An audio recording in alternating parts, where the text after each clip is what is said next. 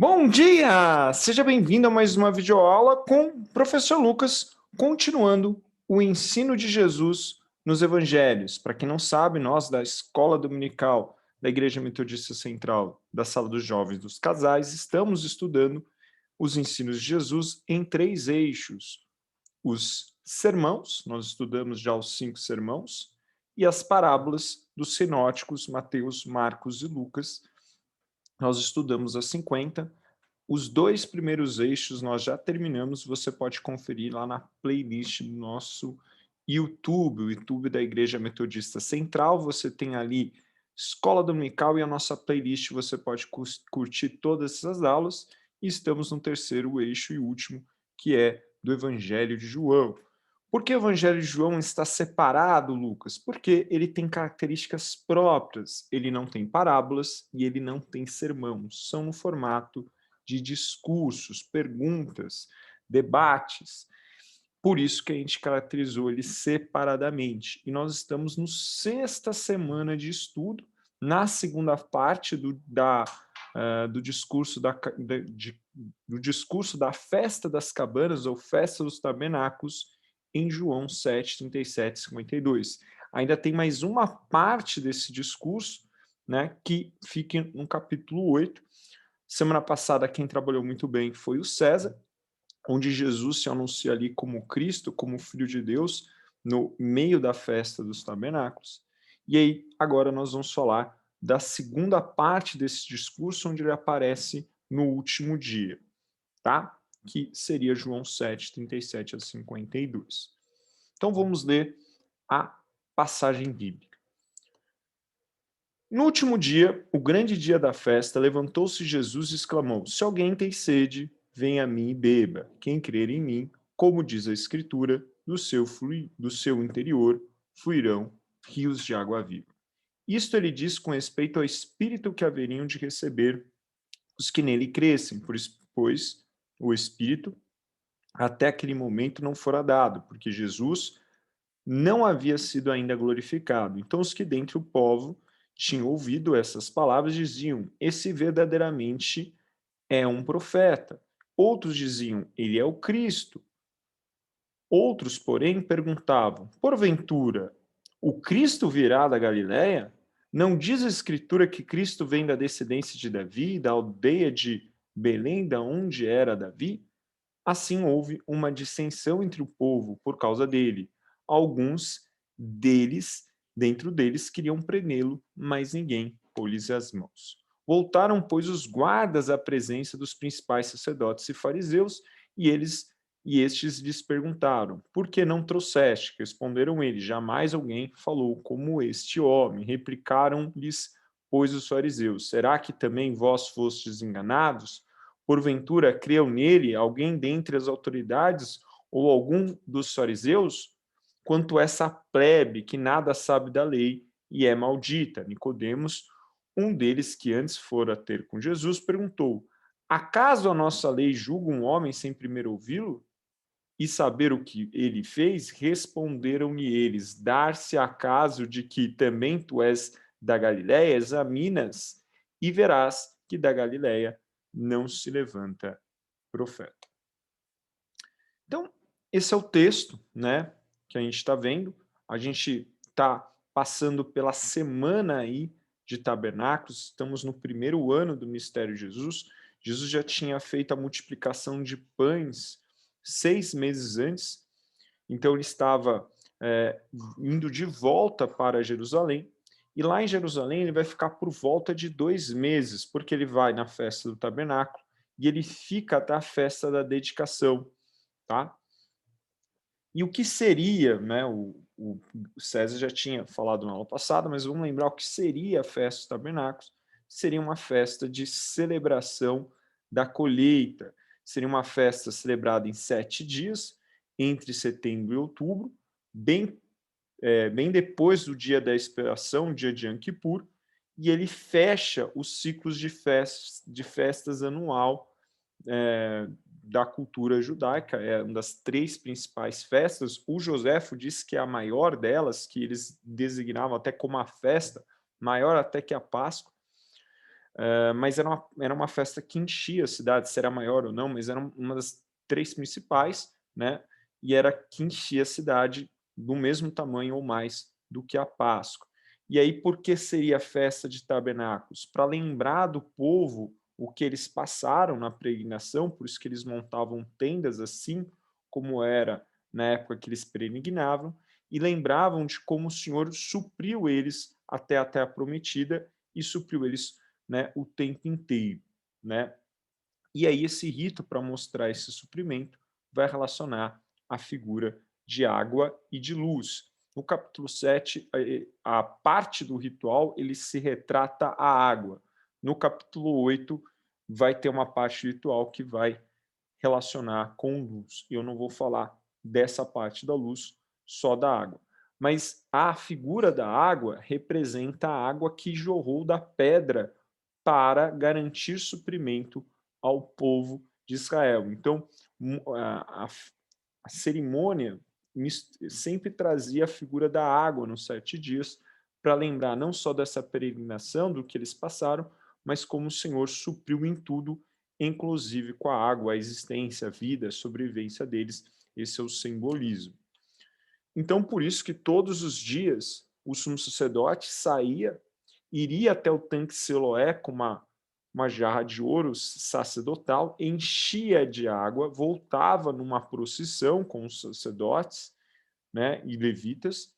Ao entrar pelo portão da água, na parte sul do átrio do templo, se tocava os chofares, 3 chofares tocavam bem altamente 3 vezes, e nesse momento, porque se tocava, porque era de alegria da provisão de Deus, a água representava isso, então as pessoas cantavam Salmo 113 a 118 por 2 vezes, e após o término, eles, o sumo sacerdote marchava em volta do altar e fazia oferta diante de Deus, com uma oferta de bebidas, né, que tinha, pela manhã, na oferta pela manhã. Então, eles faziam isso todos os dias da festa.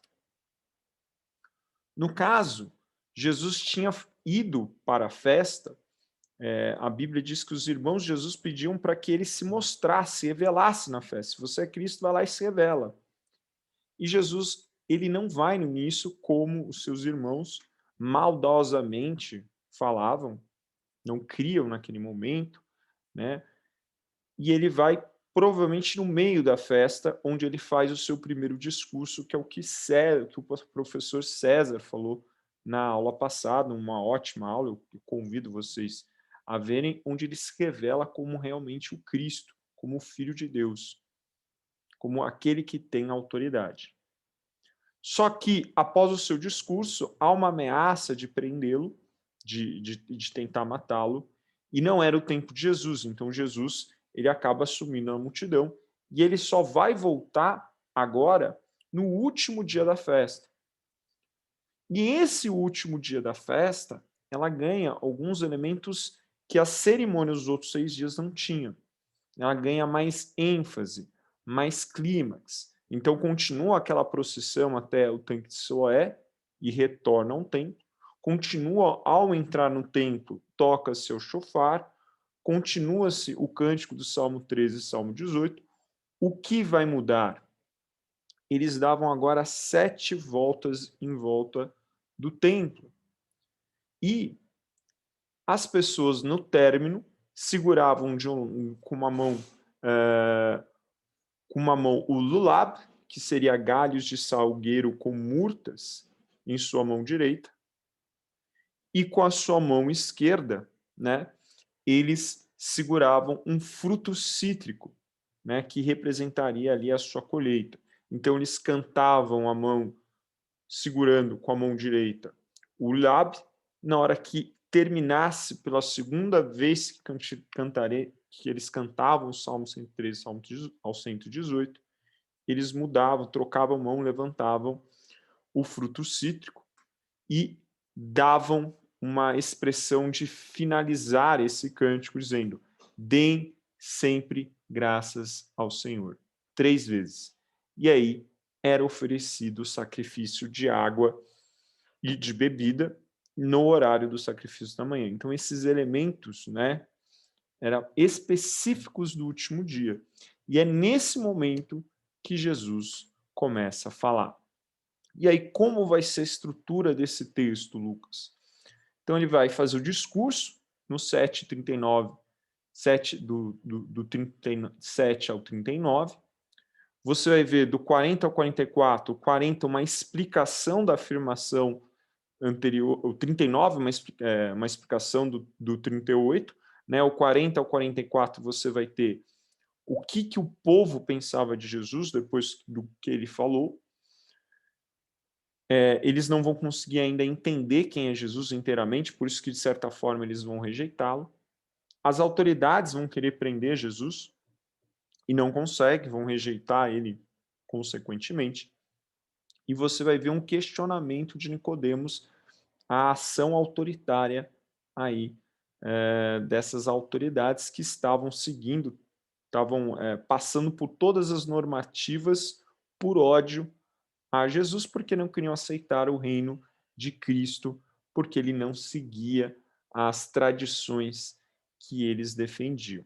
Então a gente vai ver esses 4 pontos de forma calma para entender. E é muito importante essa simbologia, porque aqui você vê como, na época de Moisés, o povo rejeitando a providência de Deus, e eles serão julgados por isso, como aquele povo não entrou. Jerusalém vai ser julgada em 70 depois de Cristo com a destruição do templo, porque da mesma forma eles tentaram o Senhor. Isso é muito importante, o texto deixa claro, né? Mas também é importante a revelação novamente, a autoafirmação novamente de quem é Cristo, né? De quem é Cristo, porque o leitor vai lembrar disso, né? Quem é Cristo, quem é a figura de Cristo, como que as escrituras apontam para Cristo e o que o Cristo representa, e o que o Cristo é, né?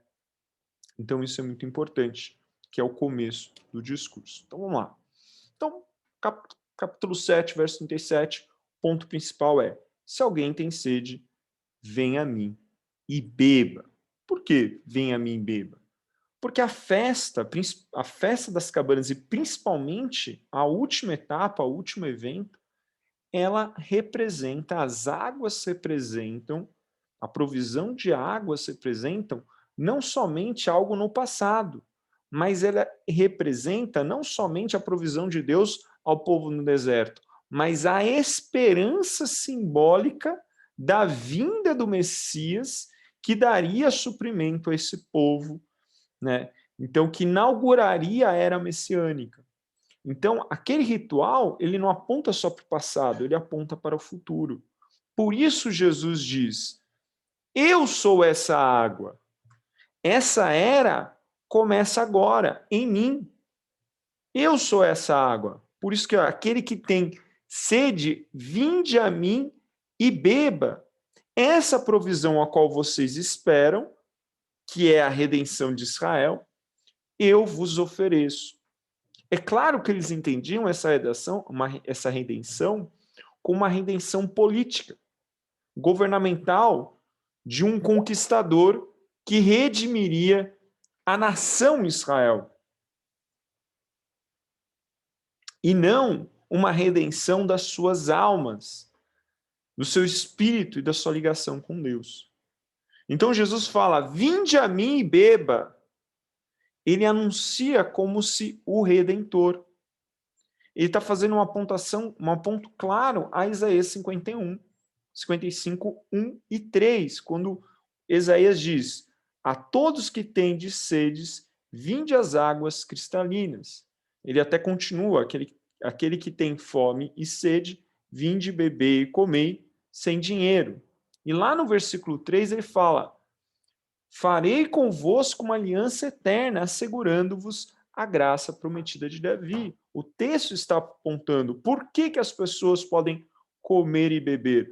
Porque a graça de Deus vai vir novamente e vai restabelecer uma nova aliança com o povo. Era a era messiânica. Então, a era messiânica apontaria para a mesma provisão do passado, de suprir com água o povo. Assim como o maná viria para suprir o povo como uma ilustração daquele que seria maior que Moisés no sermão, né, que Jesus se refere como o pão da vida, aqui ele se refere como a água viva. Por quê? Porque essa água poderá redimir os homens, mas não redimir uma nação, um estado, mas redimir o homem interior dividido, perdido e condenado. Ele se refere como essa representação da água, ou seja, o início da era messiânica, a figura do Cristo.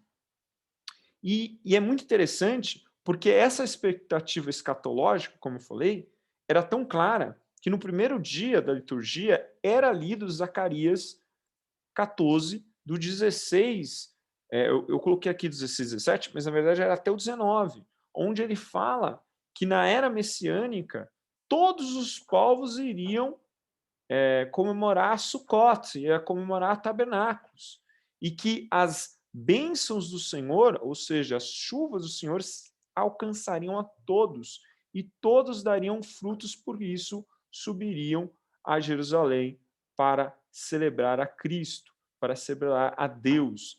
Então seria uma época de redenção de Israel, de reconhecimento das nações do verdadeiro Deus, e esse Deus é que daria suprimento a eles frutos, por isso todos iriam celebrá-lo. É isso que Zacarias trata. Então, era um texto escatológico da redenção de Israel. Então, eles estavam, por isso que eu falo, estavam esperando a redenção, e Jesus fala: eu sou essa água que vocês estão clamando desde o primeiro dia. Isso não é mais futuro, isso é presente. Vinde, aquilo que vocês clamam, vinde e bebei de mim. Como, e aí uma alusão novamente clara a Isaías: tirai as águas da fonte da salvação com alegria. Então Jesus se anuncia como agente dessa redenção, para trazer não um suprimento provisório daquele povo que foi alimentado provisoriamente de água da rocha, mas eterna. E não eterna de um governo passageiro, mas de um governo eterno, não feito por mãos humanas, reis humanos como Davi, mas por Deus eterno, que volta a ser Deus. Vão lembrar que quando eles pedem um rei, eles não estão rejeitando Samuel, eles estão rejeitando Yahvé, lá em 1 Samuel 16. Porque lá Yahvé fala a Samuel: eu sou o rei deles, eu sou o seu rei e eles me são como propriedade. Mas eles pediram reis humanos, eles pediram governos humanos. E Deus fala: esses governos humanos vão ser injustos, vão ser ruins, vão te oprimir, vão te explorar. Então, quando Jesus aqui anuncia as águas, vinde aqui, sede redimido, não de um governo humano que vai dominar Roma, mas de uma redenção interna, mas essa redenção interna daria início a um novo reino, não um reino humano, não de um governo humano, mas de um governo eterno que traz como era no início, Deus sendo o rei, não homens. Deus sendo o rei desse povo.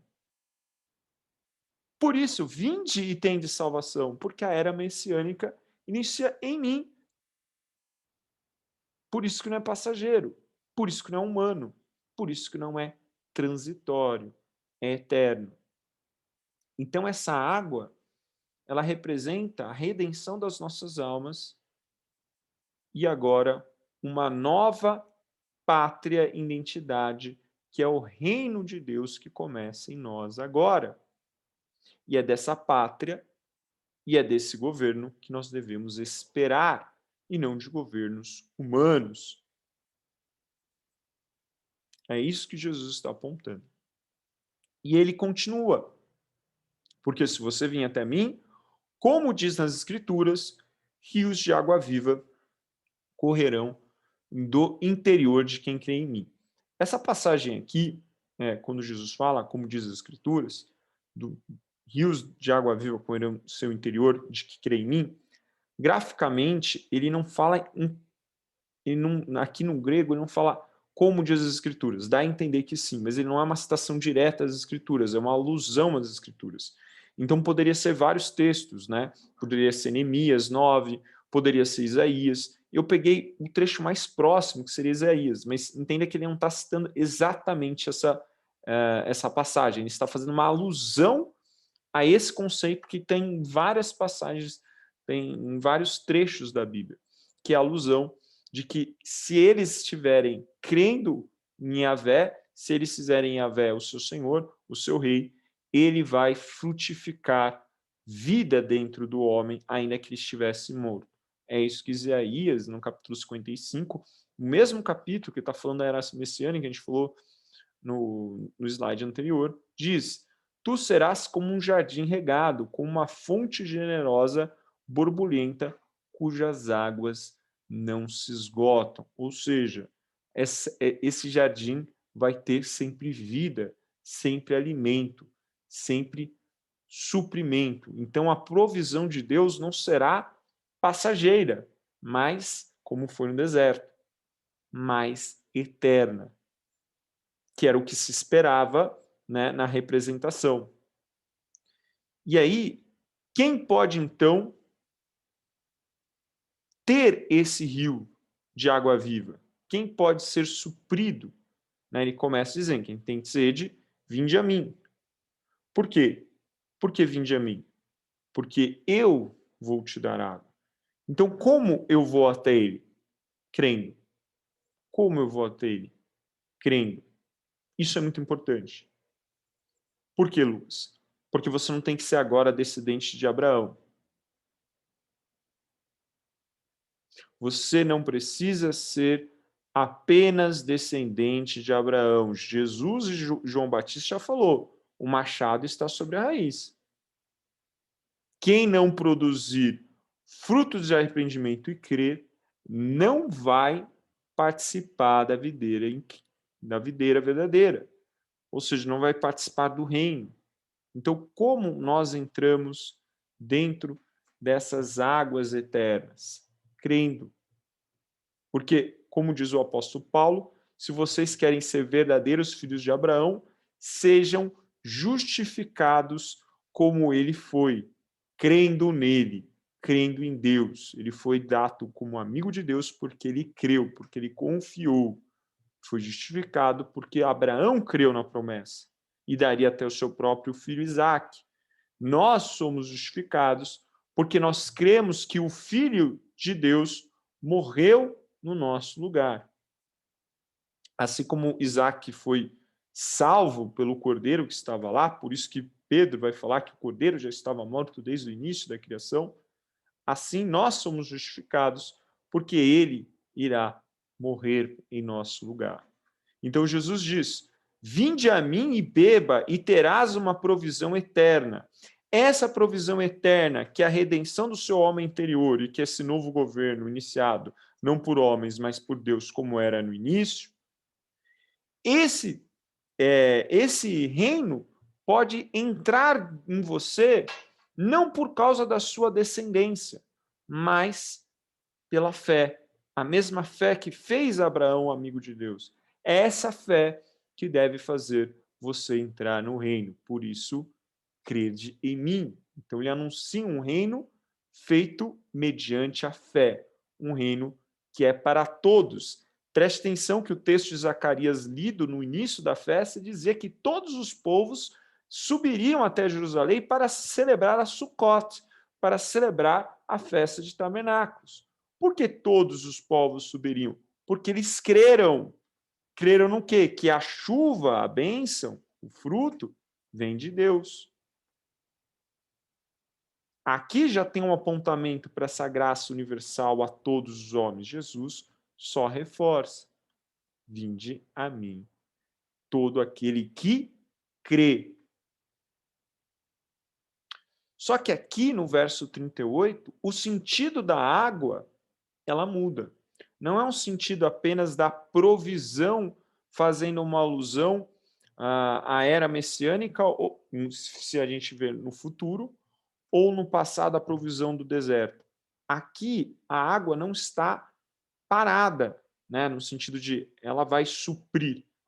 Não, ele traz uma expressão: rios de água viva correrão do seu interior, ou fluirão do seu interior, ou seja, ela está borbulhando constantemente. Por quê? Porque não é apenas o suprimento, não é apenas a justificação da nossa salvação, mas é a transformação por inteiro. Porque assim como as águas renovam a terra seca constantemente, assim essas águas renovariam o nosso interior.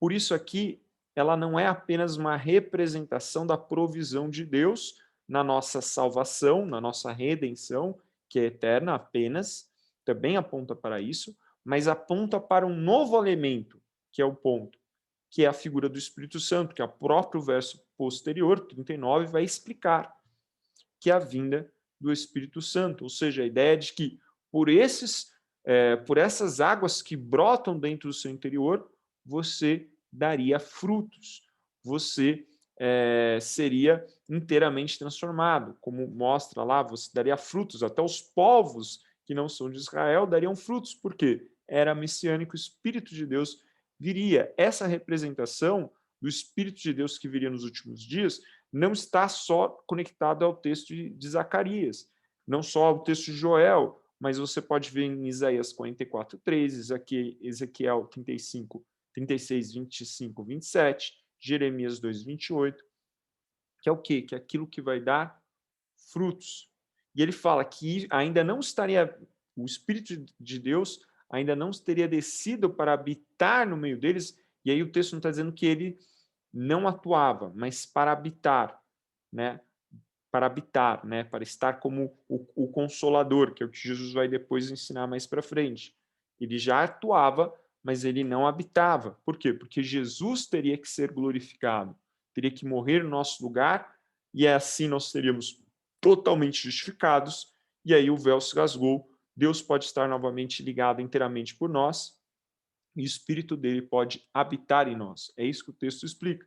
Ele não está ainda glorificado. E entenda, a morte de Jesus não foi uma derrota, foi uma vitória. Ele ressuscitou.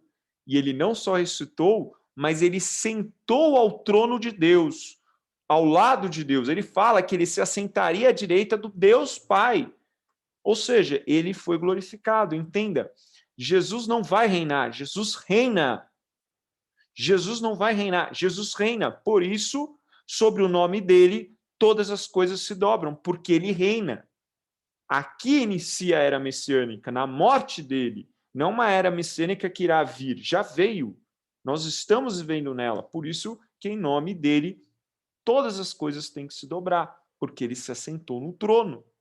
Ele foi glorificado. E agora, glorificado no trono, ele envia do seu espírito para nós. Mas o texto fala, aqui ainda ele não tinha sido glorificado. Por quê? Ele ainda não tinha morrido na cruz e ressuscitado. Mas quando isso aconteceria, ele enviará do seu Espírito Santo. E aqui é interessante que ele aponta, Jesus aponta claramente para o Espírito Santo, para a vinda do Espírito Santo. Ele está profetizando Pentecostes, ele está indicando Pentecostes, que é uma festa, que é uma das 3 grandes festas.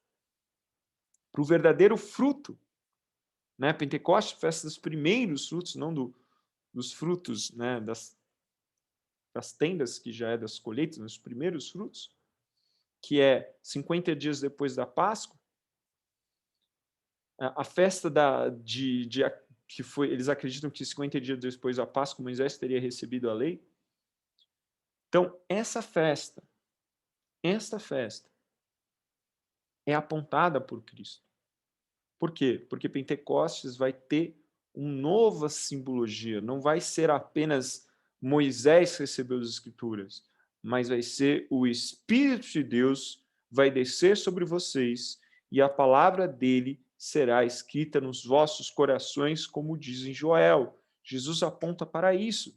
Por isso que nós podemos dar frutos. Frutos que Zacarias já falava. É isso que Jesus aponta. Por isso que aqui, enquanto no 37 ele aponta a morte e ressurreição, e por tal ele vai suprir todos aqueles que crerem com a redenção interna e da vinda do novo reino, no 38 e na explicação 39, o Espírito Santo veria sobre nós e escreveria a palavra de Deus sobre nós para que nós possamos dar frutos internos e externos e levássemos então esses frutos para todo o mundo e todo mundo celebraria a providência de Deus, que é o que aconteceu com a expansão do reino por toda a terra. Daí o id. Então, após esse discurso, a multidão ficou dividida. Ela não conseguia entender, né? Jesus seria o quê? Alguns diziam que ele era um profeta. Mas alguns já diziam que ele era Cristo. Por quê? Porque aqui ele se refere como Cristo, novamente. Por isso que alguns começam a levantar, mas espera aí, então se ele é Cristo, porque por causa das suas curas que ele já tinha feito, por causa da sua multiplicação de pães que ele já tinha feito, por causa do seu ensino, por causa da forma como ele fala, como a autoridade do Filho de Deus, então como ele pode ser o Cristo? E aí eles começam a questionar, mas espera aí, o Filho de Deus não viria de uma descendência de Davi? O Filho de Deus não nasceria em Belém? E vamos lembrar, eles não sabiam. Jesus, ele vai para o Egito, pequeno, e ele volta com 6, 7 anos de idade para Nazaré. Então ele era chamado de Nazareno. Ele era da Galileia, não da Judéia. Ele era de Nazaré, não de Belém. Ele não referia a sua linhagem como de Davi. Por isso que depois os apóstolos vão ter que falar disso, porque eles não tinham conhecimento desses elementos que legitimariam Jesus. Então, o povo fica dividido, sem muito saber se Jesus era ou não. E não que eles estavam certos, né? Mas eles duvidavam daquilo que eles próprios estavam vendo. Se ele fez tudo isso, provavelmente eles teriam com o tempo todas as outras informações, né? Mas mesmo seus olhos vendo, o seu coração duvidou, o seu coração questionou. E aí por isso que até uma parte deles vão querer pegar Jesus à paulada, porque se ele não pode ser o Messias, porque ele seria supostamente o Nazareno, supostamente não seria da família da descendente de Davi, então ele teria que ser apedrejado ou algo do gênero, porque ele blasfemou, se referindo ao Filho de Deus ou ao enviado de Deus.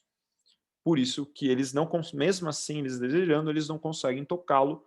Jesus se retira por causa dessa divisão, porque eles não conseguem entender, mesmo que seus olhos, seus ouvidos entendam, o seu coração se fecha, como aquele povo no deserto, que mesmo os seus olhos vendo todos os milagres de Deus, eles não creram, eles duvidaram, eles rejeitaram, deram mais ouvido aos seus desejos do que aquilo que eles estão vendo. Eles rejeitaram, aqui eles rejeitam, e aí Jesus tem que sair, porque não era o momento dele ainda, e desaparecer. E isso mostra aí a incredulidade, desaparecer na festa, nesse momento da festa, e aí você vê a incredulidade novamente do povo, como no deserto. E não foi só o povo, mas também o próprio Sinédrio. O Sinédrio tinha, nesse momento, após o término do discurso de Jesus, mandado prender Jesus. Mandado prender. E a guarda do templo não prende, porque eles dizem, quem fala como esse homem? Não que eles acreditavam que Jesus era o Filho de Deus, mas que ele era alguém que não poderia ser humano, provavelmente um profeta, talvez, mas eles tinham receios, né, de tocar num homem santo, vamos dizer assim, um profeta. Vamos lembrar que os guardas do templo não eram um mercenário, um bárbaro pago aí pelo templo, não, eles eram da tribo de Davi, das tribos de Levi. Eles eram formados sabiam ler, sabiam escrever, tinham um conhecimento religioso, tinham um aprendizado da lei, seguiam a lei, os ritos da lei, a tradição da lei, e eram preparados para proteger o templo. Então, eles não eram apenas soldados formados, eles eram religiosos. Então, por isso que eles tinham receio de pôr a mão em Jesus. E a gente vai ver isso várias vezes, né? Até quando a hora for a hora que aí que é a hora que Jesus se entrega. Ninguém pega Jesus, Jesus se entrega aos homens para cumprir a sua missão. E aí os sacerdotes ficam bravíssimos, um sacerdote que preside o sinédrio, né? Vamos lembrar? Os sinédrios são um conjunto de mais ou menos 70 pessoas, né, de origem de fariseu, saduceu, e aí esse fariseu, esse saduceu pode ser sacerdote ou pode ser rabi, a maior parte dos rabis são fariseus, a maior parte dos saduceus são sacerdotes, mas não necessariamente. Nicodemos era um sacerdote e rabi e era fariseu, tá? Mas seria a elite religiosa, né, que faria parte, e ela tinha mandado prender, na verdade, o sumo sacerdote tinha mandado prender, e ele fez algo de legal, e eu vou explicar daqui a pouco. Eles não tocam, e aí o sacerdote questiona a guarda do templo, né, dizendo que eles tinham se deixado enganar como o povo que não conhecia a lei. E aí você vê como eles eram arrogantes, né? Ele viu o guarda do templo como alguém subalterno e viu o povo como alguém que precisava ser pegado na mão, uma escória que sem eles não eram nada, né? E aí ele até se refere, né, nessa expressão, né, que esse povo é um povo maldito, se referindo aqui a Deuteronômio 27 e 26, né, que se o povo não conhecesse a lei, ele seria maldito, teria maldições, vamos dizer assim. E ele está dizendo, o povo não conhece a lei, por isso que é maldito, por isso que é facilmente enganado. Por acaso você é como um povo, ou seja, você é um iletrado como um povo, para se deixar levar por ele? Então ele está sendo pejorativo com o povo e com o guarda do templo. Não que o povo não conhecia a lei, mas o povo não guardava as tradições dos fariseus e nem muitas vezes do saduceu, por isso que ele chamava de maldito, né? Não viviam como as ordenanças, as autoridades queriam que vivesse. Então, eles eram não só iletrados do conhecimento da tradição, como não cumpriam a tradição, por isso seriam malditos. E aí ele tenta ligar essa ideia aos guardas do templo. Vocês conhecem a lei, vocês conhecem a tradição e vocês guardam. Por acaso vocês regrediram para o povo que não conhece, por isso que se deixa ser levado? É isso que ele está aludindo, tá? Então ele ataca a guarda do templo, né? Demonizando eles, dizendo que eles eram letrados como povo. Isso mostra a arrogância deles, mostra como eles estavam totalmente dominados pelo ódio. E aí Nicodemos questiona o processo todo, né? Vendo tudo isso no Sinédrio, ele questiona, mas espera aí, como você vai mandar prender alguém sem ouvi-lo? Segundo a lei, para você mandar prender, você tem que ter o direito de ouvir essa pessoa e, para condenar, você teria que ter no mínimo duas testemunhas relatando o crime diante dele e essa pessoa se defendendo, e aí, com um fórum mínimo, você poderia condená-lo, ou seja, ele está indo contra todos os processos legais. Espera aí, a gente ouviu para mandar prendê-lo? E se a gente ouviu ele, qual é o crime que ele cometeu? Cadê as testemunhas trazendo o crime? E se ele se defendeu e as testemunhas trouxeram crime, qual quórum que condenou? E quantas pessoas o condenou? Porque se for unânime, tem que fazer de novo o julgamento. Então, ele vai contra todos os ritos legais, ou seja, não é porque ele é sumo sacerdote que ele estava acima das leis. Ele cita aqui Deuteronômio 16, 17, tem outras passagens que falam sobre o processo legal, mas ele vai contra os processos, ou seja, você está falando que o povo é letrado, mas você não está seguindo a sua própria lei.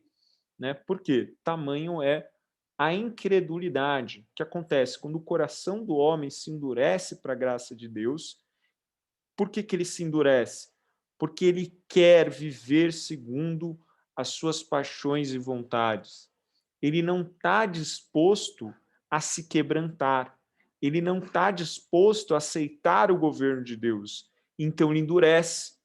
E aí ele endurece para fazer a sua vontade. E para justificar a sua vontade, ele deturpa a lei de Deus. E ele usa a lei de Deus conforme ele agrada. E é isso que a gente está vendo. Ele está ali com o coração endurecido, o tempo inteiro usando a lei de Deus para justificar as suas paixões. Por isso que Jesus falava, vocês coam um mosquito e deixam passar o camelo.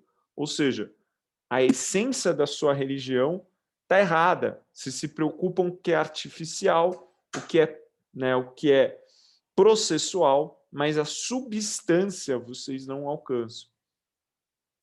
Por quê? Porque para alcançar a substância, o coração deles tinha que se quebrantar e se dobrar a Deus. Mas eles não queriam. E como que a gente percebe? Não só para essa afirmação, mas pela própria defesa do Nicodemos. Mas por que você não vai ouvi-lo? Se você ouvi-lo, você saberia o que ele falava e de onde ele veio. Porque no segundo questionamento do sumo sacerdote, ele vai dizer o seguinte: por acaso poderia haver algum profeta de Nazaré? Mais ou menos ele está dizendo, poderia vir o Messias, eu acho que a expressão que ele deve estar utilizado aqui, o Filho de Deus vindo de Nazaré, da Galileia. Né? Poderia vir um Filho de Deus da Galileia, né? Porque profeta de Nazaré tem. Né? Se você olhar nas Escrituras, Jonas era da Galileia, né? de 2 Reis 14, 25, né? O Jonas, não esse Jonas que você está pensando do texto de Jonas, mas o profeta Jonas, ali no tempo dos reis. Elias, ele provavelmente era da Galileia. Naum era da Galileia. Então tinha profetas. O que provavelmente ele está querendo referir é que Jesus, como ele não queria citar ele nem possivelmente como filho de Deus, mas o que ele está querendo dizer aqui, poderia vir um filho de Deus da Galileia. Não, ele não viria da Galileia, ele viria da Judéia, ele viria de Belém, por isso que ele brinca, você por acaso é um galileu? Né? Por que ele seria um galileu? Porque ele seria um ignorante. Novamente, ele está ofendendo Nicodemos, como o guarda do templo, você é provavelmente galileu, ou seja, um ignorante, para não saber que não pode vir, e aí ele não quer dizer um profeta, ele quer dizer o filho de Deus, mas ele não quer citar ele como filho de Deus ou Messias, daí ele usa o termo profeta da Galileia. Você não sabe que não viria dali, ele viria da Judéia. E aí você mostra como que endurece o coração, porque se ele realmente estava preocupado de onde Jesus viria, ele teria chamado e teria descoberto que sim, que ainda que Jesus viveu a maior parte do tempo em Nazaré, ele nasceu em Belém. Ele é da família que descende de Davi, mas ele não estava preocupado. Por quê? Porque seu coração se endureceu e usa qualquer justificativa para atacar, demonizar os seus adversários, para garantir as suas vontades e as suas paixões. E aí é muito interessante que a incredulidade, tanto do povo quanto dos sacerdotes, se dá porque eles rejeitaram o governo de Deus, eles privilegiaram as suas vontades, os seus desejos. Né? Isso é muito importante para fazer uma correlação a nós. Bom, que a gente vai fazer agora, que é a aplicação do texto. Então, aqui a gente termina o texto e aqui a gente vai para agora a parte de aplicação. Primeira coisa, o texto quer trazer o quê? Jesus é o suprimento das nossas almas. Ele é a água que supre, como a água supriu no deserto o povo de Israel, ele é a verdadeira água que nunca nos deixará sem suprimento. E aí eu pergunto, será que Jesus tem sido o nosso suprimento, nossa esperança? O que nós estamos pondo a nossa esperança? Né? O que nós estamos pondo a nossa esperança? A quem nós temos colocado a nossa esperança? O nosso propósito de vida. Então esse é o primeiro ponto. Muitas vezes a gente coloca a esperança no quê? numa profissão, num bem, num status, num sonho. E ela não pode ser esperança. Ainda que os nossos sonhos são importantes, não é daí que vem a nossa esperança. Como o apóstolo Paulo diz, se nós estivermos bem ou mal, não importa. Importa que ele está conosco. Tá? Nesse é o primeiro momento. O que é a nossa esperança? Real esperança, nosso suprimento, a nossa base. Nós podemos sonhar, mas se os sonhos não forem alcançados, e aí? Você vai parar de crer? Não, porque esses sonhos são secundários, porque o nosso maior sonho, nosso principal ponto, nossa principal esperança é Cristo em nós. É esse o ponto 37, 737. Ele é aquele que supre a nossa sede. É o nosso propósito, é o nosso sentido, é a nossa identidade, é a nossa pátria eterna. Depois, será que estamos dando frutos do Espírito? Né, que é o verso 38 e 39, ou seja, o que seria frutos do Espírito? E aí, trazendo a questão metodista, né, questão de John Wesley, nós daremos frutos internos e externos. Santificação interna, santificação externa. O que seria a santificação interna?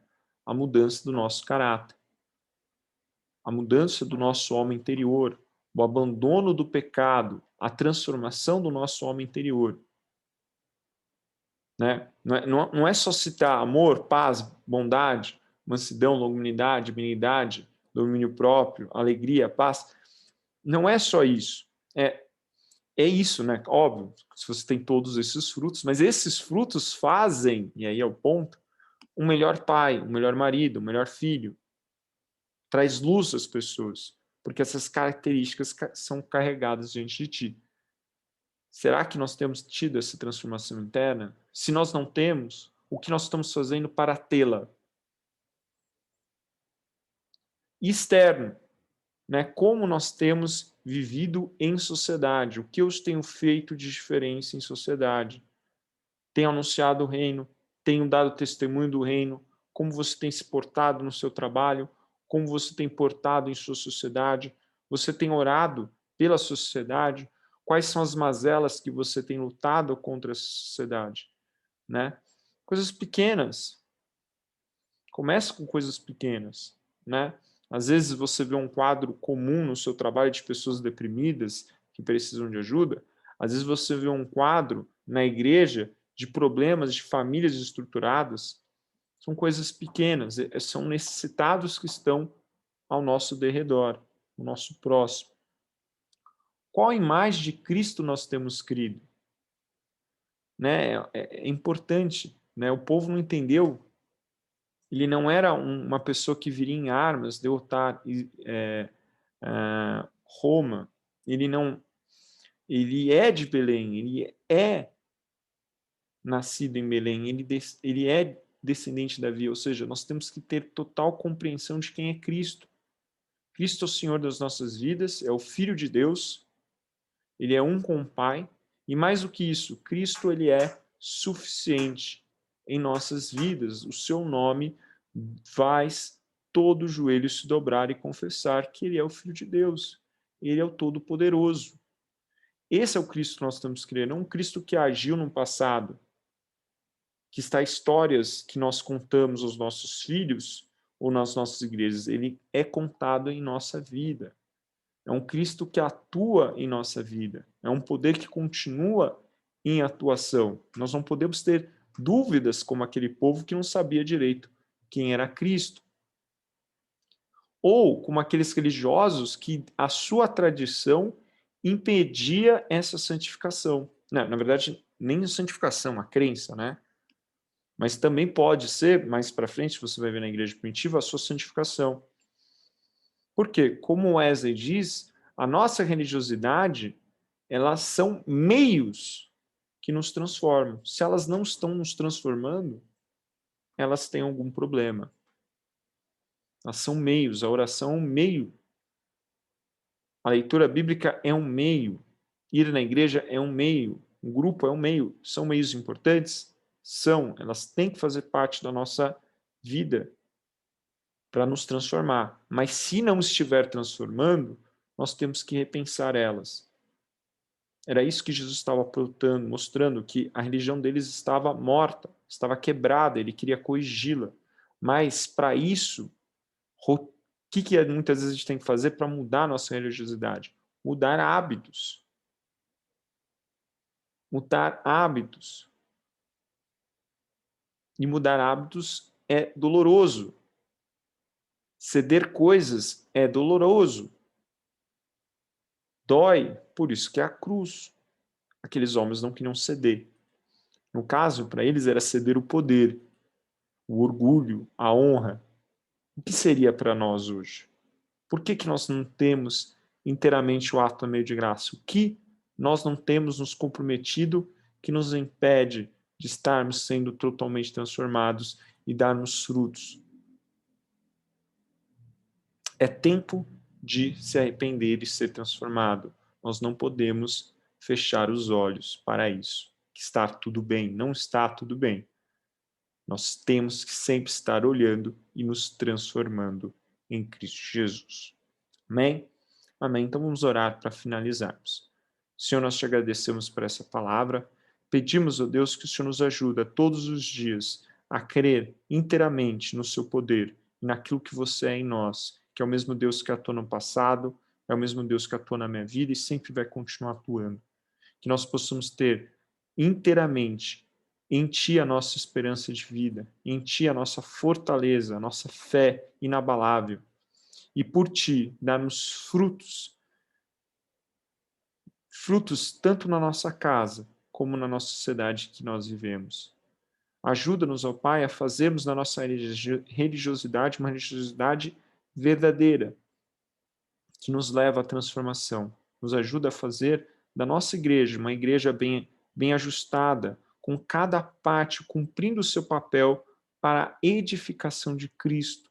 Ajuda-nos a ter uma vida em ministérios, em grupos, em oração e em dedicação, para que isso transforme não só a mim, mas a muitos do nosso corpo em Cristo, para que crescemos juntos em Cristo e possamos transformar a nossa vida de mundos, trazendo santidade bíblica por toda a terra. É o que nós pedimos e te agradecemos, em nome de Jesus.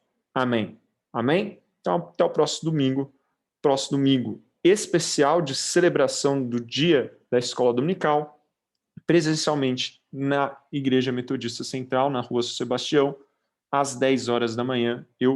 Às 9 horas da manhã, às 10 começa a aula, às 9 é o culto, às 10 é a aula, e eu te espero lá. Abraço, até a próxima aula. Tchau.